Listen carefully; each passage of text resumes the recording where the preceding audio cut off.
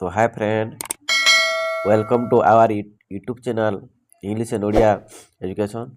आपण मानू मो यूट्यूब चैनल को स्वागत।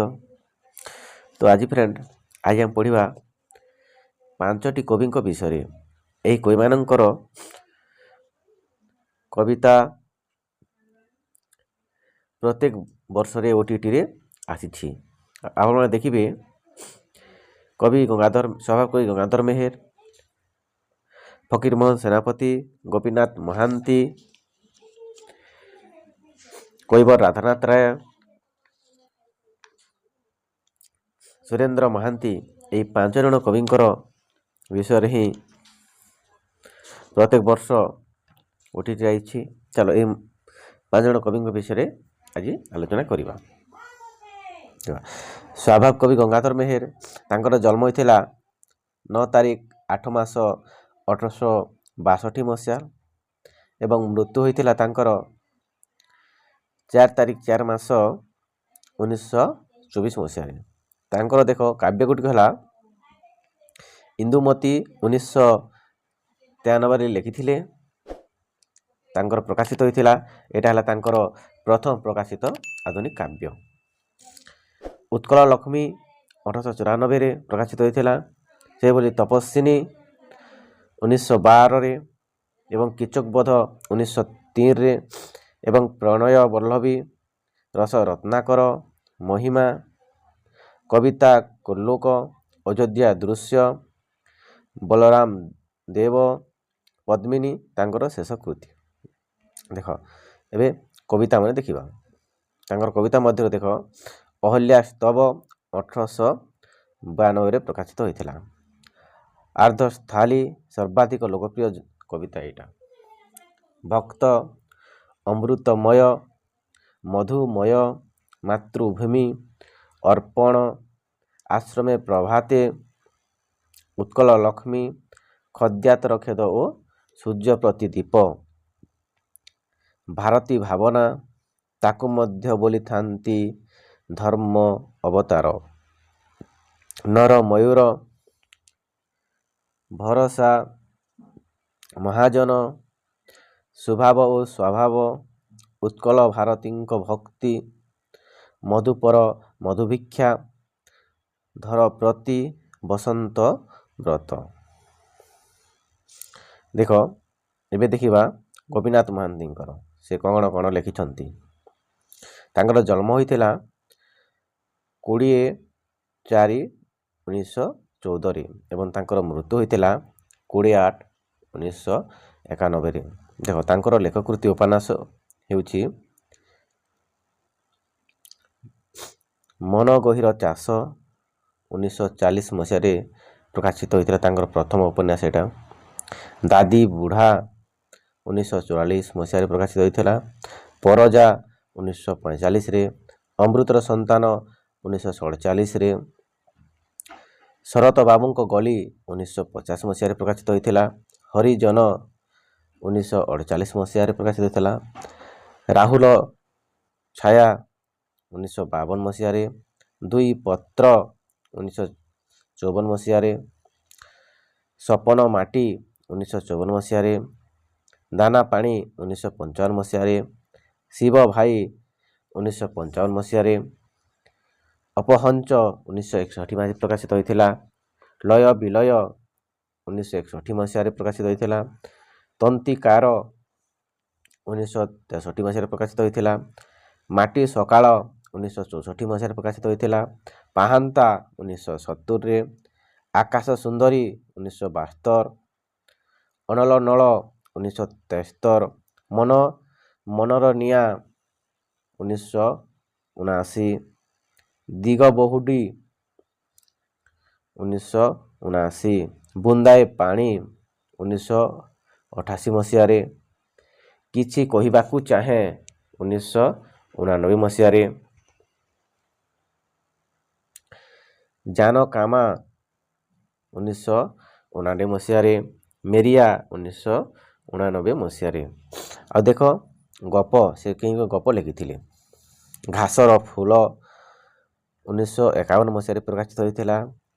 पोड़ा कपाल 1991 मसीह रे, ନବବହୁ 1952, ଛାଇ ଆଲୁଅ 1956, ରଣ ଆନ୍ଦୋଳନ 1963, ଗୁପ୍ତ ଗଙ୍ଗା 1967, ନା ମାନେ ନାହିଁ 1968, ଉଡ଼ନ୍ତା ଖଇ 1971 ମସିହାରେ ପ୍ରକାଶିତ ହୋଇଥିଲା।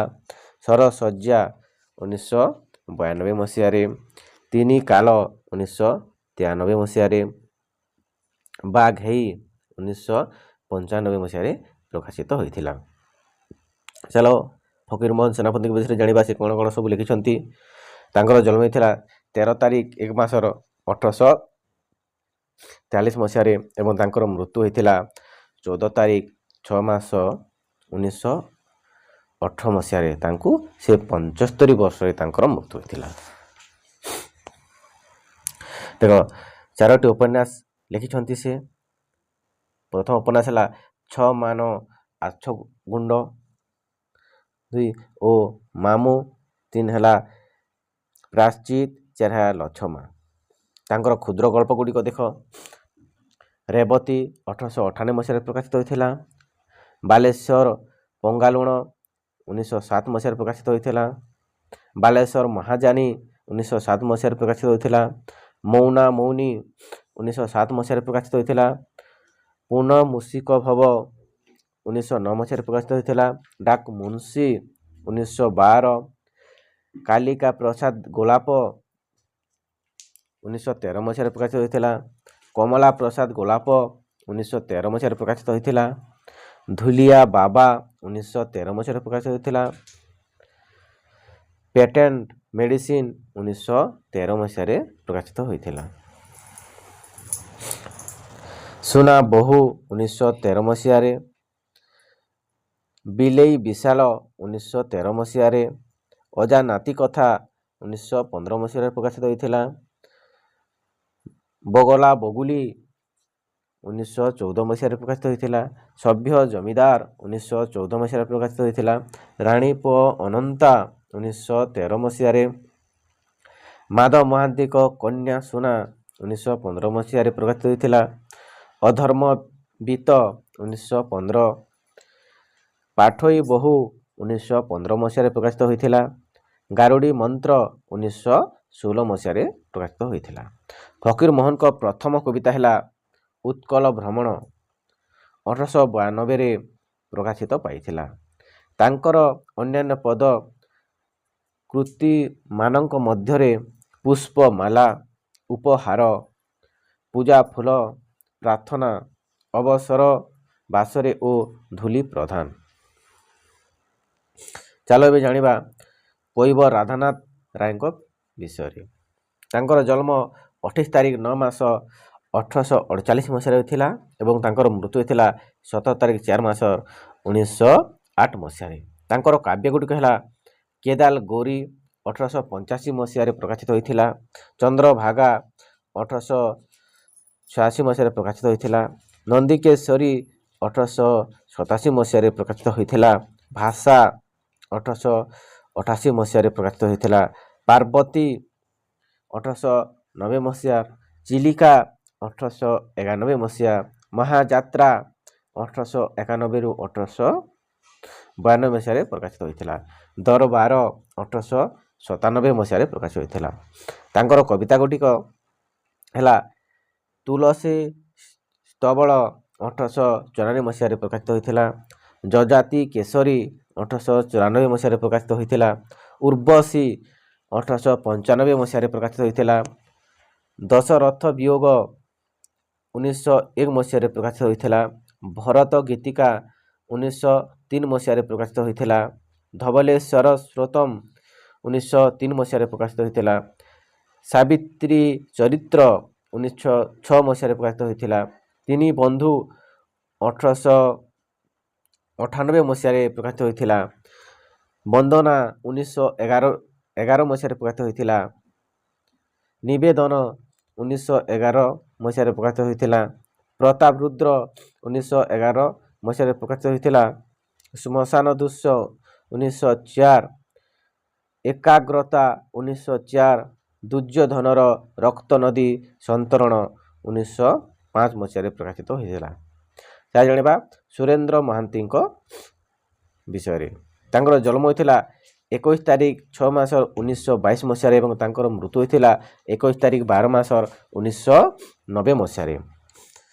ତାଙ୍କର ଉପନ୍ୟାସ ଗୁଡ଼ିକ ହେଲା ଅନ୍ଧ ଦିଗନ୍ତ 1964 ମସିହାରେ ପ୍ରକାଶିତ ହୋଇଥିଲା, ନୀଳ ଶୈଳ 1969 ମସିହାରେ ପ୍ରକାଶିତ ହୋଇଥିଲା, ନୀଳାଦ୍ରି ବିଜୟ, ଶତାବ୍ଦୀର ସୂର୍ଯ୍ୟ, କଳାନ୍ତର, ତେନି ତେନି, ଅଚଳାତନ, ମାଂସର ପ୍ରଳାପ, କୋଣାର୍କ, ଦୁଇ ସୀମାନ୍ତ, ଶେଷ କବିତା, ବଧୂ ଓ ପ୍ରିୟ, କଲେଜ ବୟ ଏବଂ ତାଙ୍କର ଗପ ଗୁଡ଼ିକ ହେଲା କୃଷ୍ଣଚୂଡ଼ା, ମହାନଗରୀର ରାତ୍ରି, ରୁଟି ଓ ଚନ୍ଦ୍ର, ସବୁଜ ପତ୍ର ଓ ଧୂସର ଗୋଳାପ, କବି ଓ ନର୍ତ୍ତକୀ, ମରାକର ମୃତ୍ୟୁ, ଶେଷ କବିତା, ମହାନିର୍ବାତ,